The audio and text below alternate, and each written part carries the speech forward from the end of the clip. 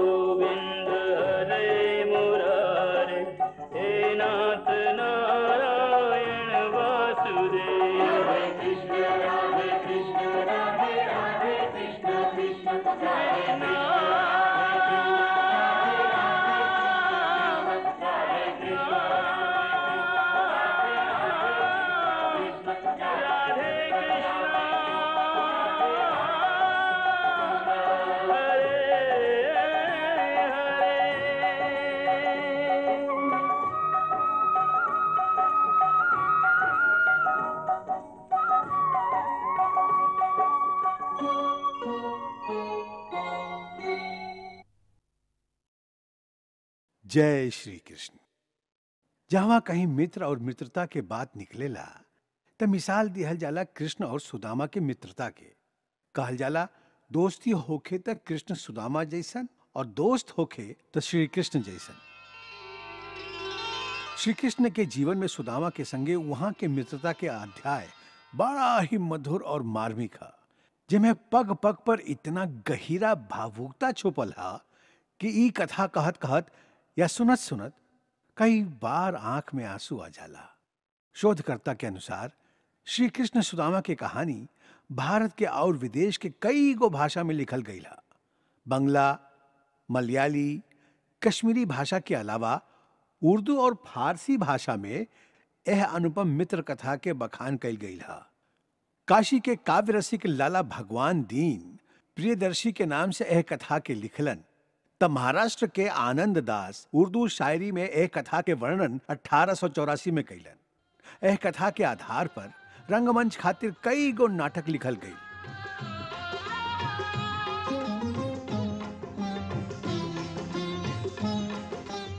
स्वयं हम अपन बचपन में कृष्ण सुदामा नाटक लाहौर के रंगमंच पर दिखले हैं। बाकी ई सब कवि गण के मुकाबले हिंदी के एगो कवि नरोत्तम दास सुदामा चरित के नाम से एगो जे काव्य लिखले हैं, ओसे ज्यादा रसमय काव्य हिंदी भाषा में कौनो भी कवि ना लिखले बाड़न। यही से इतना शताब्दी के बाद भी लोग वहां के शब्दावली के नइखे भुला सकलन। आहा, शीस पगान झगा तन पे प्रभु जाने को आही बसे के ही ग्रामा। धोती फटी सी लटी दुपटी और उपाय उपाहन की नहीं सामा। द्वार खड़े दुज दुर्बल एक, द्वार खड़ो दुज दुर्बल एक, रहो चकिसो वसुधा अभिरामा। पूछत दीन दयाल को धाम, बतावत आपनो नाम सुदामा। पूछत दीन दयाल को नाम, बतावत आपनो नाम सुदामा। ई कहानी है दूगो दोस्त के जे बचपन में एक ही गुरु के आश्रम में पढ़लन। कृष्ण एगो राजकुमार रहन और सुदामा एगो गरीब ब्राह्मण के बेटा। यही समय उनका बीच बहुत गहरा मित्रता हो गई। अब बोला, हम क्या अपन मित्र बनाइबा कि ना?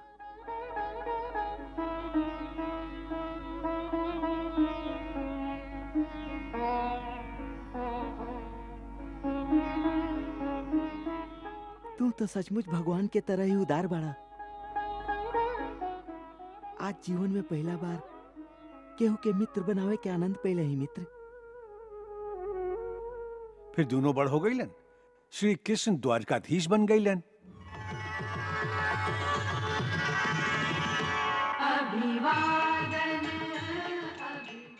बाकी सुदामा के स्थिति में कौनो अंतर ना आयल, बल्कि सुदामा के ब्याह हो जाए के बाद और परिवार बढ़ जाए से सुदामा गरीब और ज्यादा गरीब हो गईलन।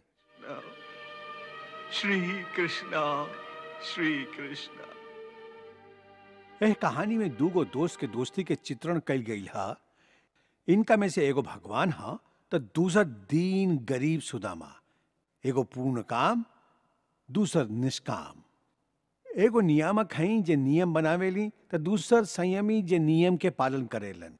एक ब्रह्म है, दूसर जीवात्मा। एक संपन्न है, दूसर विपन्न दरिद्र। श्रीमद् भागवत पुराण में महर्षि वेदव्यास सुदामा के चरित्र व्यक्त करत लिखले हैं कि सुदामा एगो ब्रह्मज्ञानी ब्राह्मण रहन। ब्रह्मज्ञानी होके के नाते उजानत रहन कि निर्धनता और गरीबी उनकर आपन पिछला जन्म के कर्म के फल हा। ऐसे ओह फल के दुख के भोगले बिना उनका के मुक्ति ना मिल सकेला। यही से वो बहुत धीरज के साथ गरीबी के दुख के साथ रहन।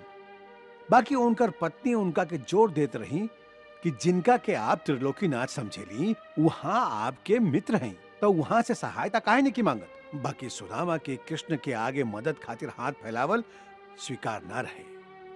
अब देखे वाली बात यह है कि सुदामा श्री कृष्ण के परम भक्त भी रहन, फिर भी वो काहे कृष्ण से मदद ना मांगत रहन।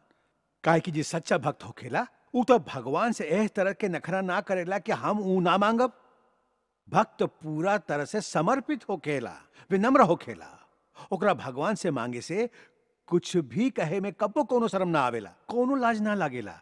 जैसे कि एगो सूफी कवि कहत बाड़न, कंजरी बनिया मैनू शर्म ना आवे, मैनू नच के यार मनावन दे। मतलब यदि हमरा नाच से हमार प्रभु हम पर रीत सकेलन तो हमके एगो वैश्या के तरह नाचे में कौनो शर्म नहीं के। सुदामा यह बात के समझत रहन, फिर भी वो श्री कृष्ण से काहे मदद ना मांगत रहन। ओकर एगो बहुत सूक्ष्म कारण है। वो ई कि श्री कृष्ण से सुदामा के दूगो रिश्ता रहे, एगो भक्त के और दूसर मित्र के। भक्त वाला रिश्ता में तो कौनो लाज ना रहे, कौनो झिझक ना रहे। बाकी झिझक रहे मित्र वाला रिश्ता में। मित्रता के बारे में उनकर बहुत पक्का उसूल रहे। उनकर कहना रहे कि मित्र के घर खाए खातिर तब्बे जाई जब अपना पास भी अपना घर में खियावे के सामर्थ होके। वो सोचत रहन कि मित्र के आगे हाथ फैलावे से स्वाभिमान के चोट पहुंची। उनकर कहना रहे कि विपत्ति पड़ला पर मित्र के द्वार पर मत जाई। अंत में कैसे सुदामा पहला कदम द्वारिका के ओर उठौलन और उनका मंगले बिना श्री कृष्ण उनका खातिर का कैलन, दोस्ती के कैसे निभावलन, ये बहुत मार्मिक प्रसंग है जेकरा हम आज से आपके सामने प्रस्तुत करे जा रहा हैं। हमके आशा है हमार त्रुटि के ध्यान में न रख के हमार दर्शक यह प्रसंग के आनंद लिए हैं। जय श्री कृष्ण।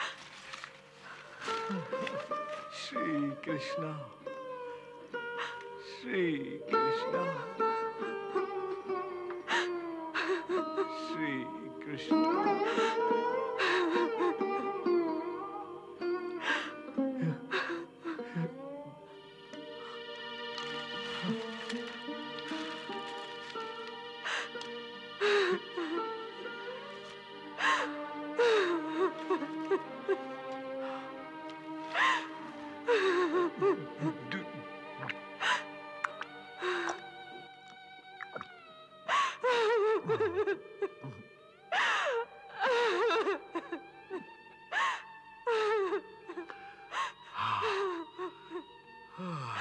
श्री कृष्णा, श्री कृष्णा,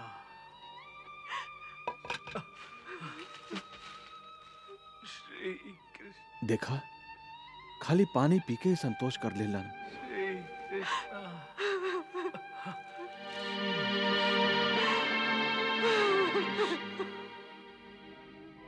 संसार के सबसे बड़ा दुख है गरीबी। गरीबी वो दुख है जकर चोट बड़ से बड़ वीरन के घुटना टेके पर बेबस कर देवेला।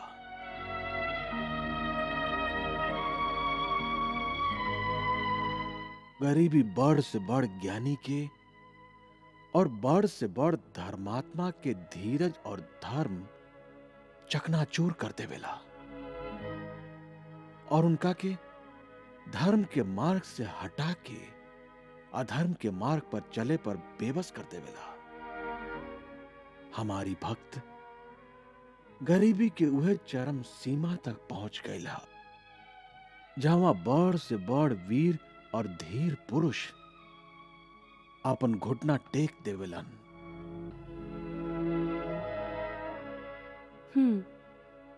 तो गरीबी के रोग है इनका के। हाँ, गरीबी।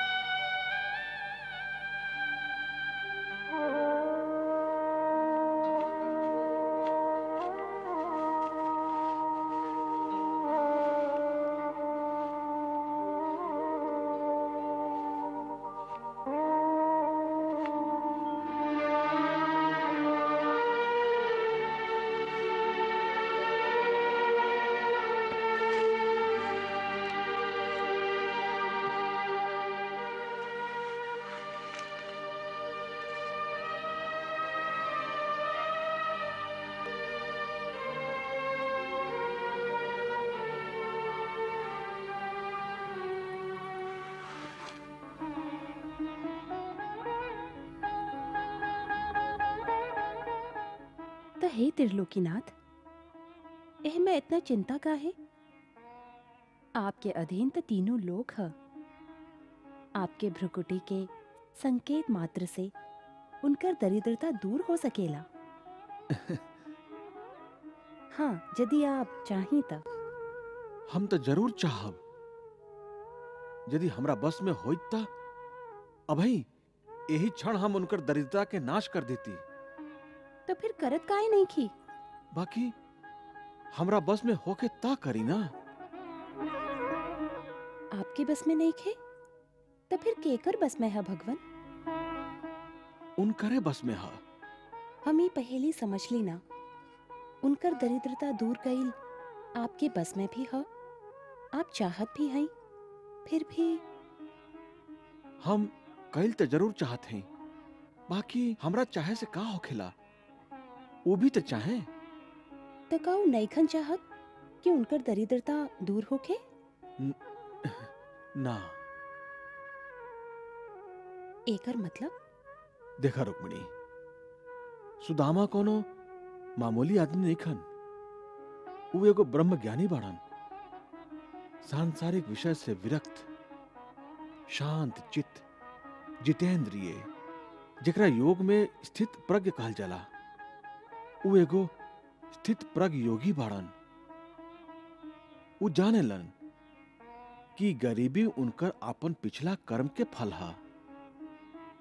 यह मृत्यु लोक और कर्म लोक के विधान यह है कि प्राणी के आपन पिछला कर्म के फल भोगे के ही पड़ेला।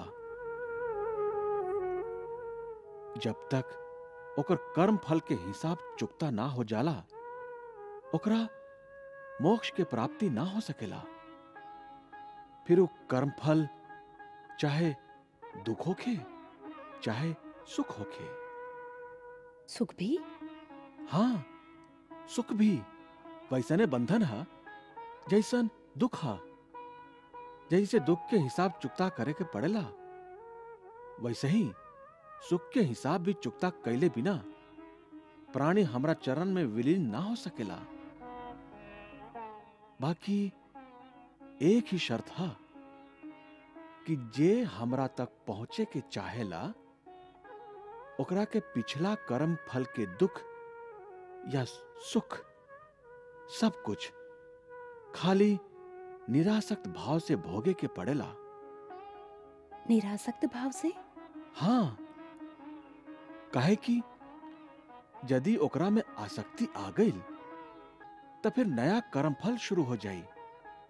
जहां नया कर्म आरंभ भइल, उन्हें ओकर कर्म फल रूपी भाग्य बनल शुरू हो जाला।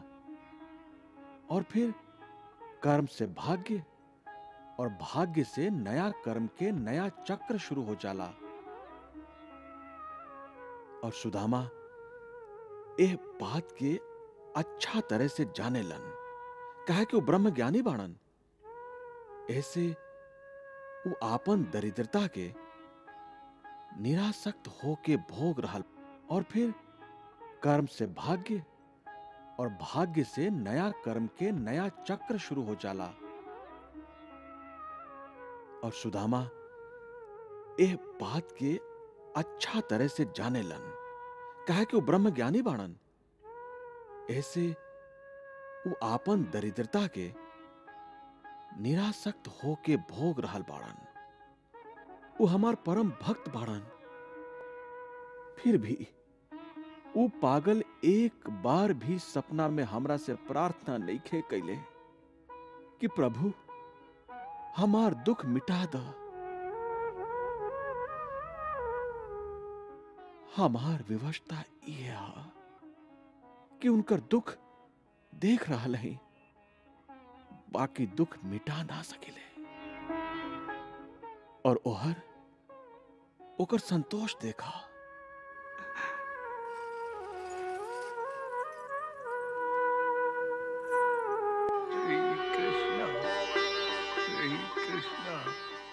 Shri Krishna, Shri Krishna, Shri Krishna, Shri Krishna, Shri Krishna.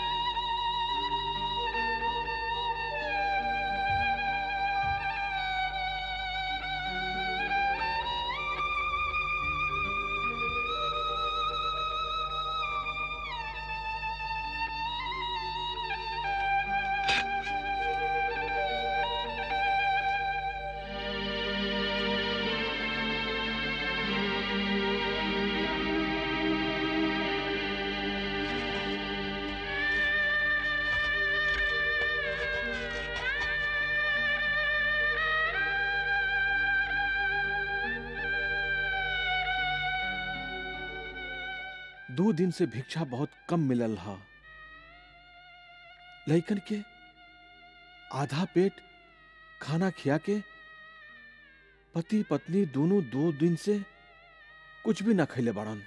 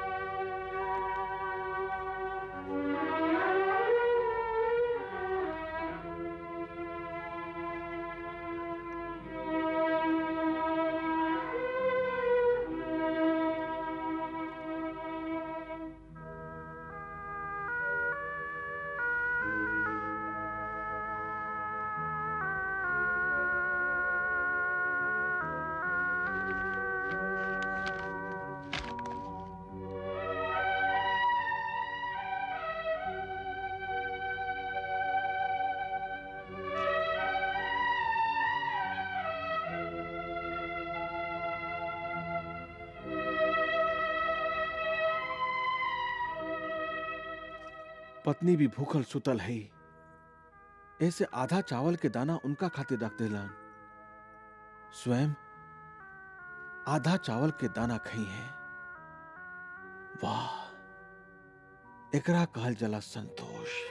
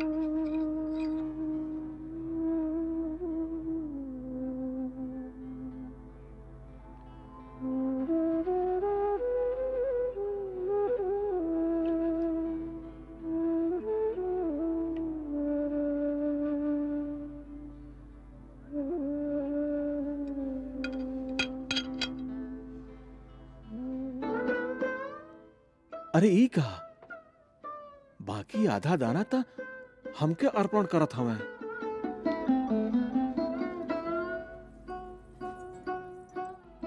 जिनका बचल चावल के ई दाना अर्पण करे जा रहल हई, भला उनका एकर का कदर हुई।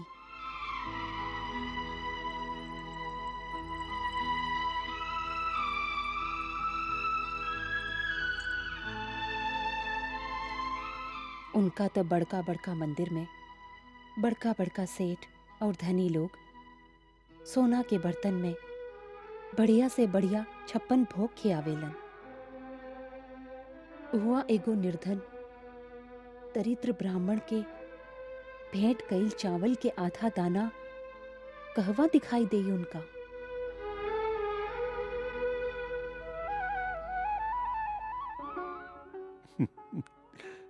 वसुंधरे, प्रभु के सामने बड़का बड़का वस्तु के अथवा सोना चांदी के बर्तन के कौनो मोल नहीं खे।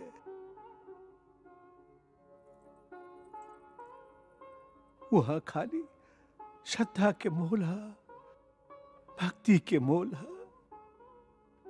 और श्रद्धा और भक्ति के मत छोड़ा।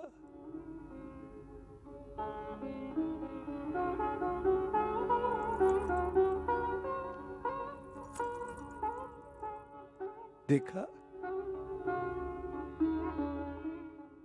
गरीबी के दुख से पीड़ित होके तू हमरा पर क्रोध करेलू तो हमके अच्छा लागेला।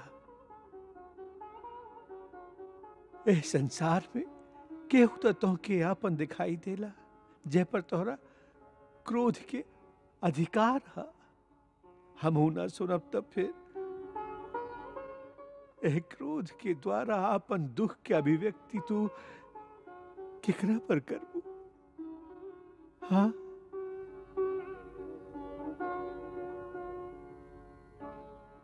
हमरा पर चाहे जितना भी क्रोध करला, बाकी अपन अंतर में श्रद्धा और भक्ति के दीपक मत बुझेता। अपन धर्म के पालन और प्रभु के भक्ति यह तो खजाना है जकरा गरीबी भी ना रुक सकेली।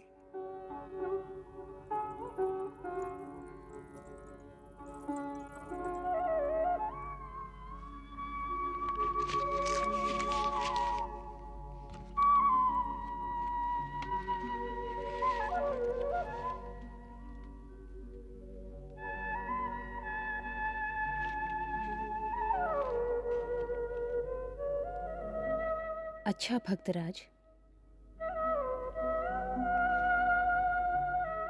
आपके आज्ञा सिरोधार्य करत हई। बाकी इतना बात समझा दी हमके का ये है कि आपके बचल चावल के एगो दाना मिलल और आप ही सोच के कि वसुंधरा 2 दिन से भूखल हुई, आप आधा हमरा खातिर रख देहली और बाकी के आधा आप स्वयं काहे न खैली। आप भगवान के खियावे काहे चल गईली?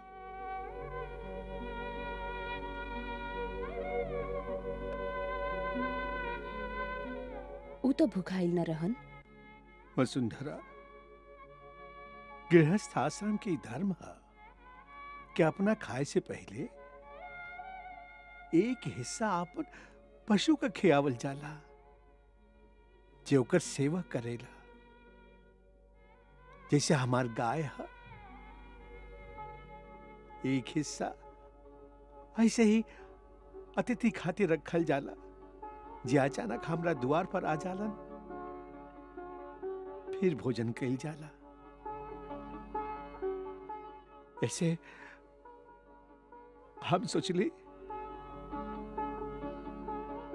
कि आधा चावल से इतना सारा काम तो ना हो सकेला, यही से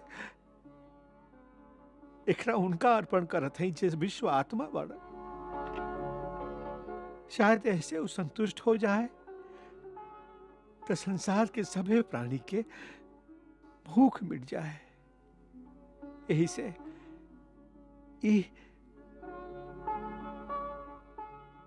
उन्हीं के अर्पण करे जा रहा है।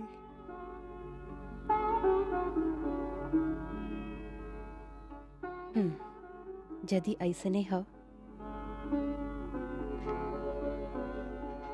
तो ई लीही हमार चावल के आधा दाना भी संगे ही चढ़ा दी। हाँ? कहे तू ना खैबू? ना। भूख लागल होई।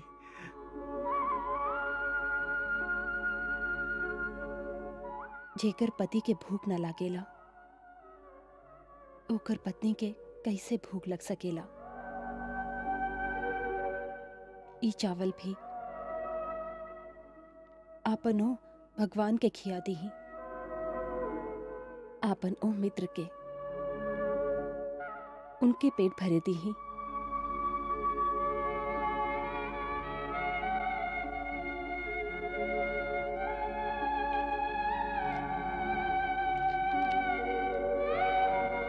प्रभु के भेंट करे के हा तो आपन हिस्सा आपन हाथ से अर्पण करा। बाकी श्रद्धा और भक्ति के संगे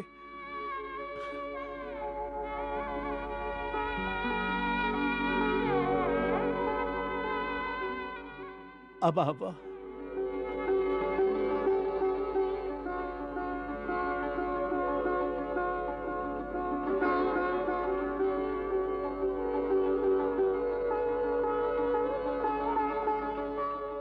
आपके निश्चल भक्ति में जाने का जादू है कि आप पर क्रोध ना दया आवे लागेला। श्री कृष्ण।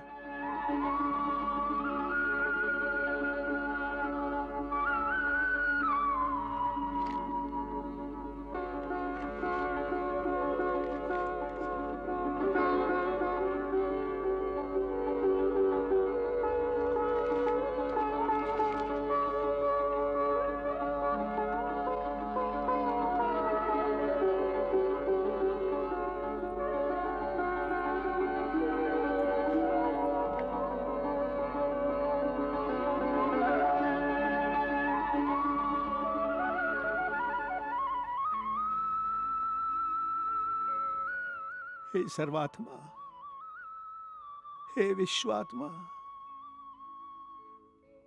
शास्त्र कहेला श्रद्धा और भक्ति से अर्पण कईल गईल एगो पत्ता होखे, एगो फूल होखे, चाहे पानी की एगो बूंद होखे, आप ओकरे से संतुष्ट हो जाइले।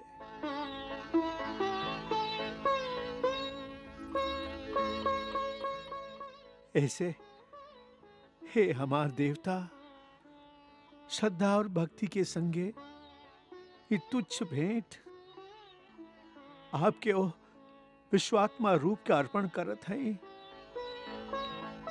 एकरा स्वीकार करी, जैसे सगरे विश्व के प्राणी की आत्मा तृप्त हो जाए।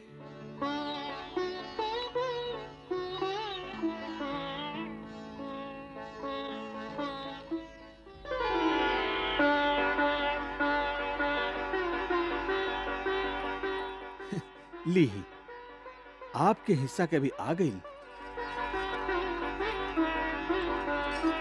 आगे चल के आपके एकर दाम चुकावे के होई।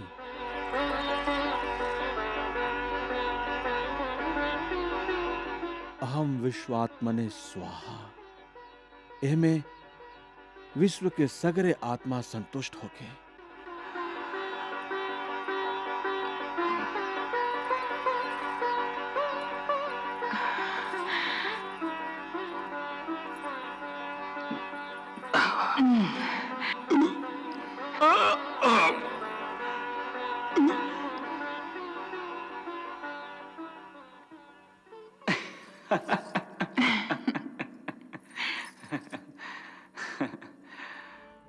वाह, आज पहला बार भक्त के थोड़ा सा सेवा करे के मौका मिलल। प्रभु, ऐसन अवसर रोज त ना मिली, बाकी पेट तो रोज खाना मांगेला। कैसे निर्वाह हो इनकर? भिक्षा मांगे से? भिक्षा मांगे से?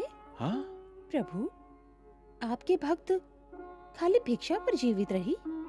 हाँ देवी, काहे कि वो ब्राह्मण हुआन, उनका भिक्षा पर ही संतोष करे के होई। शास्त्र कहेला कि ब्राह्मण ना कोनो व्यापार कर सकेला और ना केहू की सेवा। तब फिर का करे? एगो ब्राह्मण के धर्म हा कि वो सगरे संसार के विद्या देवे, शिक्षा देवे, राजा के सन्मार्ग दिखावे, अधिकारी लोग के प्रजा के सेवा कल सिखावे, जनमानस के भक्ति के मार्ग दिखावे। बाकी इस सगरे काम के व्यापार ना करे, आपन जीवन निर्वाह खातिर भी विद्या सिखावे के कीमत ना लेवे। आपन जीवन निर्वाह ब्राह्मण के खाली भिक्षा मांग के ही करे के चाहिए। और भिक्षा मांगे के भी एगो नियम है कि खाली 5 गो घर में ही अलग जगावे और वो 5 गो घर से ओकरा भिक्षा ना मिले, मिले थोड़का मिले, बस वो दिन उतना में ही संतोष कर लेवे के, घर घर मांगे ना जाए। और देखला सुदामा वह धर्म के निर्वाह कर रहल बाणन। भगवती भिक्षाम देहि।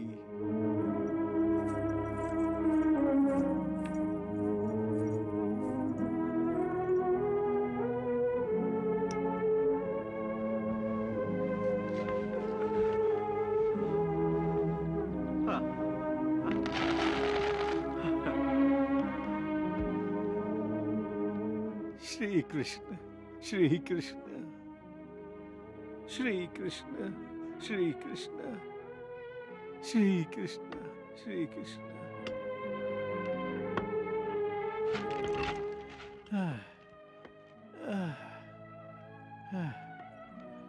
भगवती भिक्षाम देहि,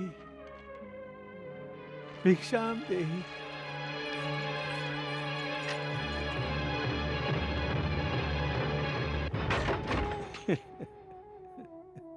श्री कृष्ण श्री कृष्ण श्री कृष्ण श्री कृष्ण श्री कृष्ण श्री कृष्ण। भगवती भिक्षाम देहि। श्री कृष्ण श्री कृष्ण श्री कृष्ण श्री कृष्ण श्री कृष्ण श्री कृष्ण श्री कृष्ण श्री कृष्ण श्री कृष्ण।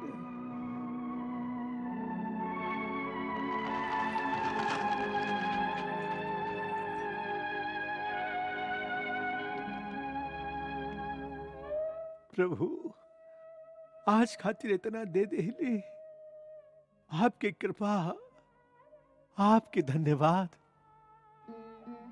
देखा रुक्मिणी, इतना में ही हमार धन्यवाद करत आणन, जैसे हम कोनो असीम कृपा कर दिले होखी उनका पर। हालांकि ई उनकर आपन कर्म से कमाइल प्रारब्ध हा। हम अपना तरफ से ओकरा में एगो दाना भी नहीं खिडर ले। ई विनम्रता एगो भक्त में ही हो सकेला। वो तो देख रहल है, बाकी का बाकी ई बात हमरा अभी तक समझ में नहीं खे आवत भगवान, कि आप सर्वशक्तिमान होके भी आपन भक्त के कुछ भी सहायता न कर रहल हैं।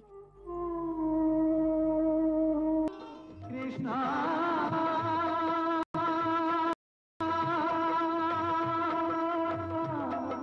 हरे कृष्णा